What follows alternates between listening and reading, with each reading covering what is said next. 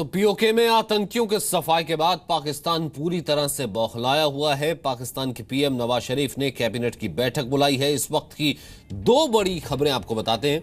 थोड़ी देर बाद एक तो आंतरिक सुरक्षा पर गृहमंत्री राजनाथ सिंह की बैठक है। बैठक में गृह सचिव एनएसए अजीत डोवाल, रॉ और आईबी चीफ शामिल होंगे। सर्जिकल स्ट्राइक के बाद दिल्ली में हाई अलर्ट है। बड़ी इमारतों की सुरक्षा बढ़ा दी गई है।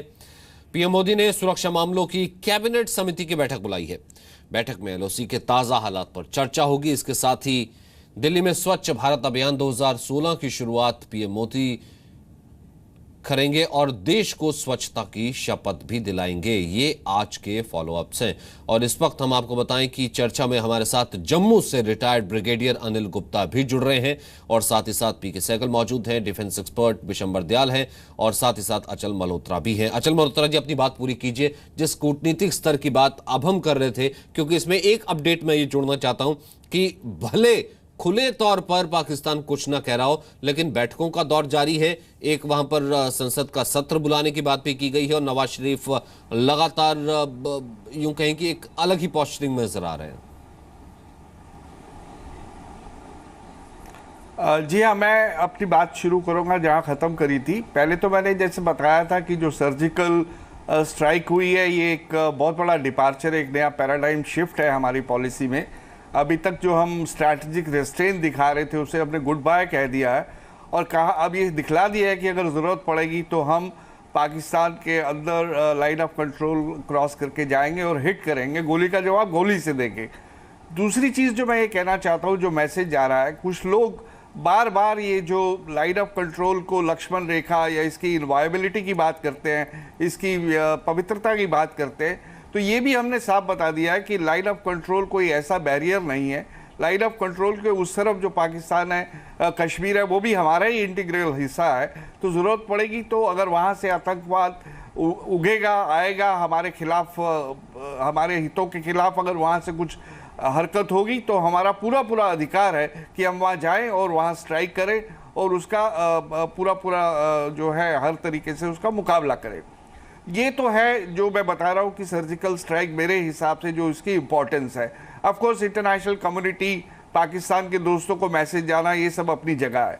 अब आपका दूसरा सवाल ये था कि नेक्स्ट व्हाट।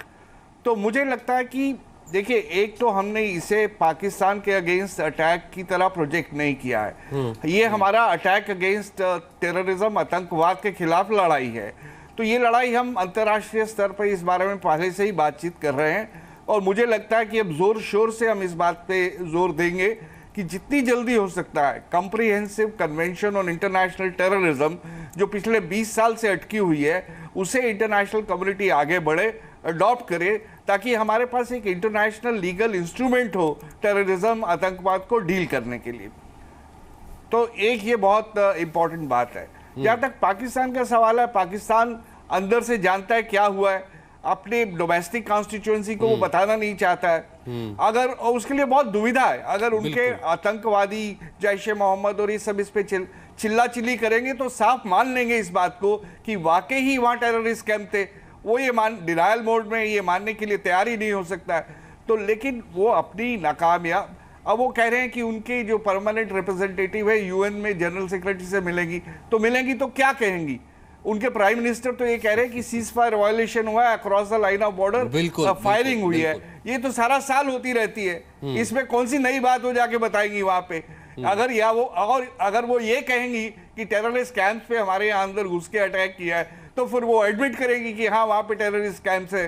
तो मुझे लगता है पाकिस्तान बहुत ही एक कैश 22 सिचुएशन में फंसा हुआ है और यहाँ से निकलने के लिए उसे समझ में नहीं आएगा। लेकिन अचल साहब, अच्छा, हमारा जो सवाल है, इसी में मैं बिशंबर दयाल साहब को भी लाना चाहूंगा। बिशंबर दयाल जी, यहाँ पे क्या कहीं ना कहीं ऐसा लगता है कि एक जिसे कहते हैं कि एक्सपेक्ट द अनएक्सपेक्टेड, कहीं ना कहीं अभी तक जो भारत के खिलाफ पाकिस्तान कई प्लान तैयार रखता था कि नहीं भारत डिनायल कर देगा या हम अंतर्राष्ट्रीय मंच पर चल जाएंगे या कूटनीति ऐसी कर लेंगे या फिर इन्फिल्ट्रेशन करा देंगे, ये उसने कहीं ना कहीं टेक्निकल सोचा ही नहीं था कि भारत कुछ ऐसा कर देगा। इस कारण से भी वो एक ऐसे मोड में है कि वो सोच ही नहीं पा रहा, उससे बाहर ही नहीं निकल पा रहा। सचिन जी देखो, मैंने कल भी बताया था, फौज ने वो किया जो उसे करना चाहिए था। अपना मनोबल और देश के मनोबल को उसने एक नई ऊंचाई पर पहुंचाया। लेकिन ये बहुत गलत होगा सोचना कि पाकिस्तान की फौज इस समय इतने बड़े असमंजस में है। वो एक प्रोफेशनल आर्मी है, हमें उसका मान करना चाहिए। उसकी टेररिज्म उसका एक एक्सटेंडेड आर्म है। आईएसआई के पास पिछले 25 साल का तजुर्बा है और वो अफगानिस्तान, हमारे देश में खासकर जम्मू एंड कश्मीर में ऐसी हरकतें करता रहा है जिससे हमारा देश एम्बेरस हुआ है, हमें नुकसान हुआ है, हमारे सैनिकों का नुकसान हुआ है, हमारे मनोबल को ठेस पहुंची है। मैं सोचता हूं पाकिस्तान आर्मी इस समय पर ऐसी कोई दूसरा घिनौना रूप देगी किसी उसको, जिससे कि वो टेररिस्ट को यूज करेगी, हमारे यहां कोई ना कोई ऐसा बवंडर रचेगी जिससे हमारा नुकसान होगा। हम लोग जब रिएक्ट करेंगे तब पाकिस्तानी फौज अपना रूप दिखाएगी। तो हमें बहुत सतर्क रहने की जरूरत है। देश में खुशी का माहौल है, खुशी मनाएं, लेकिन हमें याद रखना चाहिए कि ये एक, हमें कभी भी इस एलसी को या हमारे और पाकिस्तान के बीच में नॉर्थ और साउथ कोरिया की तरह एक टेंशन बिल्ड करके इस तरह का माहौल नहीं पैदा करना चाहिए, ना ही हमें इराक और ईरान की तरह पैदा करना चाहिए। हमने अपनी कार्रवाई की है, एक मैसेज दिया है, अगर दोबारा ऐसा काम करेगा तो हम फिर इससे भी कानूनी कार्रवाई करेंगे। लेकिन हमारी जो फौज है, हमारी जो बीएसएफ है, हमारी सीआरपीएफ है, जेएंडके, पंजाब, राजस्थान की जो पुलिस है, जो हमारे सॉफ्ट टारगेट्स हैं वहां जो पुलिस है, उन सबको सतर्क रहने की जरूरत है। फौज को खासकर उनके जूनियर लीडरशिप को अपनी एसओपीज अपने आप में बहुत सतर्क रहने की जरूरत है, क्योंकि पाकिस्तान टेररिस्ट को यूज करता है। टेररिस्ट उसके लिए बारूद की तरह है। वो फिर से कोई ना कोई फिदाइन रूप रचेगा, कहीं ना कहीं स्ट्राइक करेगा, हम एम्बेरस फील करेंगे और हम फिर मजबूर होकर कार्रवाई करेंगे। हमें इसको एस्केलेट नहीं करना चाहिए। पाकिस्तान कभी भी नहीं मानेगा कि वो एक टेररिस्ट स्टेट है।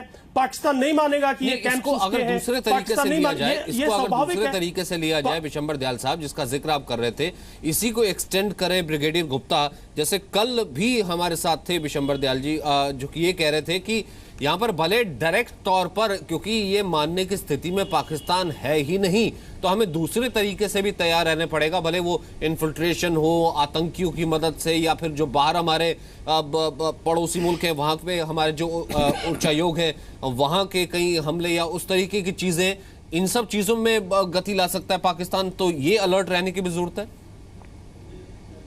देखिए सचिन जी, सबसे पहले आपके चैनल से माध्यम से मैं भारतीय सेना और पूरे भारतवर्ष के नागरिकों को बधाई देना चाहूँगा, क्योंकि ये एक ऐसा मौका है या ऐसी कार्रवाई है जिससे भारत की एक सॉफ्ट स्टेट की इमेज जो है वो अब खत्म हो जाएगी और भारत एक बड़े जागरूक और दृढ़ राष्ट्र के रूप में विश्व के सामने आएगा।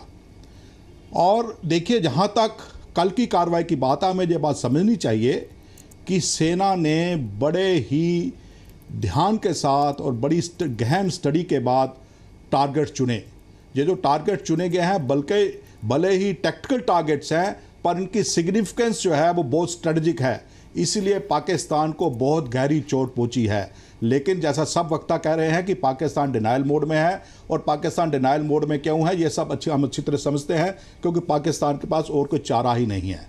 अब रहा यहाँ तक पाकिस्तान की रिएक्शन का बात, देखिए मैं सबसे सहमत हूँ कि पाकिस्तान रिएक्ट जरूर करेगा और हम भी तैयार हैं। हम भी एक प्रोफेशनल आर्मी है, हम भी एक राष्ट्र हैं, हमें मालूम है हमने जब ये किया है तो हमने पूरा वॉर गेम किया है, हमने उसका रिस्पांस को भी सोचा है। और जहाँ तक मेरी सोच है, पाकिस्तान रिस्पांस करेगा, टेररिस्ट के थ्रू ही रिस्पांस करेगा, वो नॉन स्टेट एक्टर्स को इस्तेमाल करेगा और इसके लिए वो जो स्लीपर सेल्स हैं हमारे देश के अंदर उनको एक्टिवेट करने की कोशिश करेगा और कोई ऐसा high value soft high visibility target चुनेगा जिससे कि उसको इम्पैक्ट मिले और वो दुनिया को बता सके कि हमने दहशतगर्दों ने इसका बदला ले लिया है। लेकिन इसके लिए हमें सतर्क रहना है, बहुत सच बात है। उससे ज़्यादा ज़रूरी ये है कि हमारी जो इंटेलिजेंस एजेंसी, हमारी जो ग्राउंड लेवल इंटेलिजेंस है, उसको हमें बहुत ज़्यादा बहुत अभी ऊंचे दर्जे का करना पड़ेगा। हमारी जो स्टेट पुलिस हैं, उनकी जो लोकल इंटेलिजेंस यूनिट्स हैं, मिलिट्री इंटेलिजेंस यूनिट्स हैं और बाकी जितनी भी हमारी इंटेलिजेंस यूनिट्स हैं, हमें उनको बहुत ही अलर्ट करना पड़ेगा और उन्हें बहुत ही ज़्यादा सतर्क रहना पड़ेगा। और इसके लिए हमारा जो इंटेलिजेंस के ऊपर बजट है, अगर हमें 4 से 10 गुना भी बढ़ाना पड़े तो बढ़ा देना चाहिए, क्योंकि खबर हासिल करने के लिए आपको सोर्स चाहिए और हर सोर्स आपको खबर देने के लिए तैयार है, बशर्ते आप उसको कीमत देने के लिए तैयार हैं। जी बिल्कुल। और किस तरह की वो खबर दे रहा है उसी प्रकार से कल कीमत भी है। तमाम जो एक्सपर्ट्स थे, जनरल मेहता भी मौजूद थे, वो भी ये कर रहे थे कि यहां से कहीं ना कहीं चीजों को आगे ले जाने की जरूरत है। फिलहाल जिस चीज की कमी है या फिर फिलहाल जो अचीवमेंट्स हैं उनको और ज्यादा अपलिफ्ट करने की भी जरूरत है।